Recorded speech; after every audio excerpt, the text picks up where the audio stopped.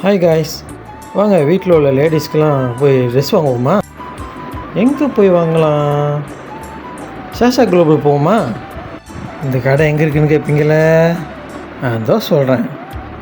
பிரிக்ஃபீல்ட் central ஸ்ட்ரீட்டில் இருக்குது. Central ஸ்ட்ரீட்டில் எங்கே இருக்குதுன்னு கேட்பீங்க தானே?